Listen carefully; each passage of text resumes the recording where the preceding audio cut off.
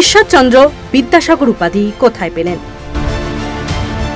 বিধবা বিবাহ আইন কবে পাশ হয়?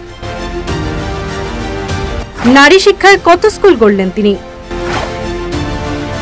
এশিয়াটিক সোসাইটিতে বাধা পান কেন? বিদ্যাসাগরের প্রথম গ্রন্থ কোনটি?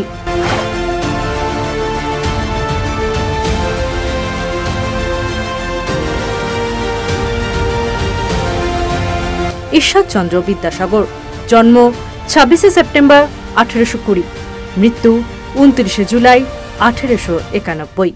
দয়া নহে, বিদ্যা নহে। ঈশ্বরচন্দ্র বিদ্যাসাগরের চরিত্রে প্রধান গৌরব তাহার অজেয় পৌরুষ, তাহার অক্ষয় মনুষ্যত্ব। রবীন্দ্রনাথ ঠাকুরের এই উক্তি আজও শতবর্ষ পরে সমান প্রাসঙ্গিক। পণ্ডিত ঈশ্বরচন্দ্র বিদ্যাসাগর বাঙালি নবজাগরণের এক যুগপুরুষ। সংস্কৃত কলেজে পড়াশোনার সময়ই তাঁর অসামান্য প্রতিভায় বিস্মিত শিক্ষকরা তাকে উপাধি দেন বিদ্যাসাগর, অর্থাৎ বিদ্যার সমুদ্র। শিক্ষাক্ষেত্রে তিনি ছিলেন আপোষহীন।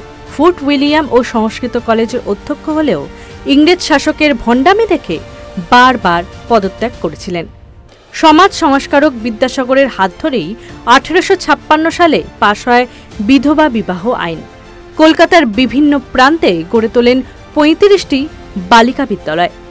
বহুবিবাহ বাল্যবিবাহের বিরুদ্ধে রুখে দাঁড়ান তিনি, আর প্রাথমিক শিক্ষার ভিত মজবুত করতে রচনা করেন বর্ণপরিচয়।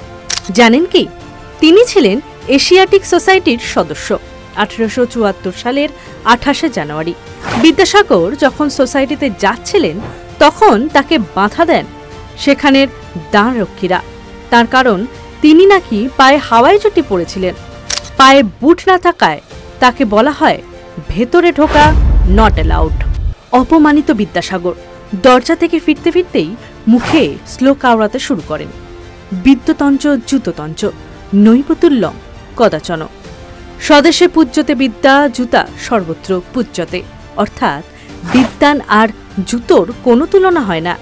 বিদ্যার কদর কেবল স্বদেশে, আর জুতোর জয় জয়কার সর্বত্র।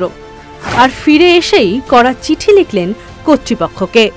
চেতনার যুদ্ধে লড়ে সমাজ করার প্রয়াস করেছিলেন তিনি, তবে নিজের শেষ জীবন কেটেছিল তার নিঃসঙ্গ।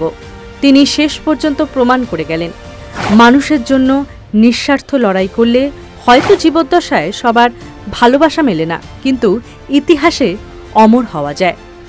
Bureau report, Bengal facts.